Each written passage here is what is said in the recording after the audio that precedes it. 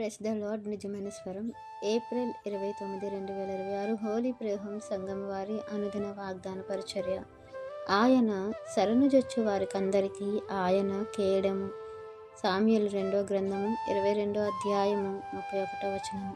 ప్రియమైన దేవుని వారులారా, దావీదు గారికి దేవుడు జయమునిచ్చినందుకు, దావీదు గారి విషయంలో మరి దేవుడు కలుగు చేసుకున్నందుకు ఈ కీర్తన అనేది రాయబడిందని మనకి ఇక్కడ అర్థమవుతుంది. అయితే ప్రియమైన దేవుని వారులారా, దేవుడు దేవుణ్ణి ఆశ్రయించే వారికి, దేవుని నమ్మిన వారికి, దేవుని శరణుజొచ్చే వారికి ఆయన ఎలాంటి రక్షణనిస్తారో, ఎలా వారికి ఆయన బాహులో కప్పుకుంటారో, ఎలాంటి కాపుదలనిస్తారో అనేది ఈ అధ్యాయంలో దావీదు గారు మనకి తెలియపరుస్తూ ఉన్నారన్నమాట.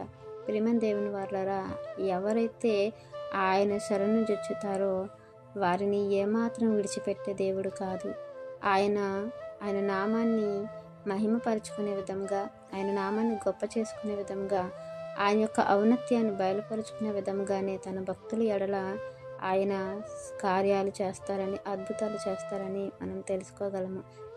దావీదు అతని యుద్ధ విషయంలో దేవుడు ఆయనకి జయాన్ని ఇస్తూ ఉంటారు, వారిని నడిపిస్తూ ఉంటారు. ఎక్కడా కూడా వారికి అపజయం అనేది రాదు. భక్తులు దేవుని మీద ఆధారపడి ఉన్నప్పుడే వారు ఎక్కువగా విజయాలను పొందే, దేవుని మహిమపరిచే ఒక కార్యాలను దేవుడు వారి పట్ల మరి చేసి ఉన్నట్లుగా మనం చూస్తూ ఉన్నాము. అలాగే మన జీవితంలో కూడా మనము ఎంతగా దేవుని మీద ఆధారపడతామో అంత మేలిమ బంగారంగా చేయబడతాము. ఎందుకంటే ఎక్కువగా మనము దేవుని పట్ల శ్రద్ధ చూపించినప్పుడు, దేవుని మీద ఆధారపడినప్పుడు, దేవుణ్ణి ఆనుకొని జీవించినప్పుడు, ఆయన శరణుజొచ్చినప్పుడు మనము దేవునికి ఎంత దగ్గర అవుతామనేది దేవుడు గమనిస్తూ ఉంటారు. ఆ దగ్గరయ్యే విధానాన్ని దేవుడు మనకు తెలియపరచాలనుకుంటారు. ఆ దగ్గరయ్యే విధానాన్ని మనం తెలుసుకోవటం అంటే దేవుడు మన జీవితంలో మనం అనుకున్నవి మనకు అనుగ్రహించినప్పుడు, దాన్ని ఆలస్యం చేసినప్పుడు, దాని విషయమే దేవుడు కలుగజేసుకున్నప్పుడు, దాని విషయం దేవుడు ముఖము తిప్పుకునేటప్పుడు, ఈ సందర్భాలు బట్టి దేవుడు మన పట్ల ఏ ఆలోచన కలిగి ఉన్నారా అనేది మనము గమనించుకోగలుగుతాము. దేవునికి మనము అశ్రద్ధగా ఉన్నప్పుడు, దేవుని విషయంలో మనం నిర్లక్ష్యం చేస్తున్నప్పుడు మనం అడిగినవి ఆలస్యం అవుతూ ఉంటాయి. ఎందుకంటే ఇంకాస్త మనం దేవునికి దగ్గర అవ్వాలి, ఇంకాస్త దేవుని మీద ఆనుకోవాలి. మనం ఒకవేళ దేవుడిని అడిగేవి ఎలా అడుగుచున్నామో అనేది మనం తెలుసుకోవటం కోసం కొంతవరకు మనకు ఈ యొక్క కార్యాలు ఆలస్యం అవుతాయి.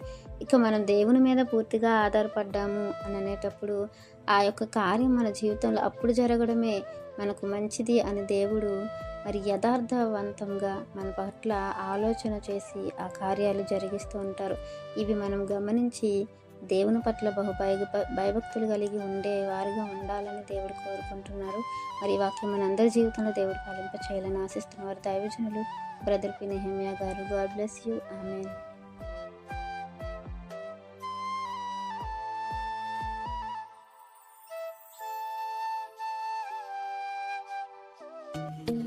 Hi friends, holy prayer home Gajuwaka సంఘం వారు మాట్లాడిన విలువైన దేవుని సందేశములను మీరు వినటానికి మా యొక్క యూట్యూబ్ ఛానల్ హోలీ ప్రేయర్ హోమ్ను సబ్స్క్రైబ్ చేసుకొని పక్కనున్న బెల్ ఐకాన్ క్లిక్ చేయగలరు.